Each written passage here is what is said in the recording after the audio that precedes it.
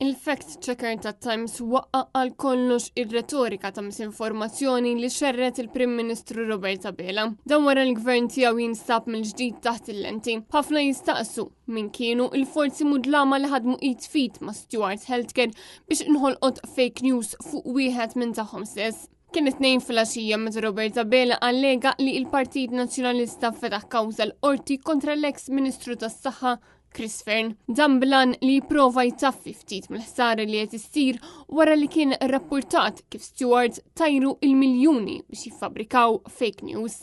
Fl-istess waqt imma l-Partit Nazzjonalista fl-istqarrija tiegħu taf x'ma jgħidx illi kontra Mr. Fearn sissa għad hemm kawża pendenti miftuħa minn Dr. Bernard Grech u minn Dr. Adrian Delija fejn lil Mr. Fearn qed ifittxuh personalment. Iżda l-fact checker ta' Times wera ċaru tont li dan mhux il-każ hekk fil-kamp tal-Partit Nazzjonalista Bernard Grech flimkien ma' deputat Adrian Delija fil-fatt fetħu kawża kontra l-Avukat tal-Istat. Il-Partit Nazzjonalista fetaħ din il-kawża biex l-Avukat tal-Istat jieħu azzjoni kontra uffiċjali għolja tal-Gvern li stemmew f'Ottubru li għadda fil-konklużjonijiet tas-sentenza dwar id-dil ta' Stewart mill-Qorti tal-Appell fejn il-Partit Nazzjonalista talab biex dawn uffiċjali msemmija jinżammu responsabbli. Chris Fearn huwa wieħed minn dawk l-uffiċjali għolja tal-Gvern imsemmija fis-sentenza tal-Qorti tal-Appell. Madanakollu meta Robert Abela qal li l-Partit Nazzjonalista fetaħ kawża kontra Chris Fearn huwa kien qed jagħmel dikjarazzjonijiet folot. L-għada li Abela propju għamel din id-dikjarazzjoni, Shadow Minister Adrian Delija permezz ta' post fuq Facebook qal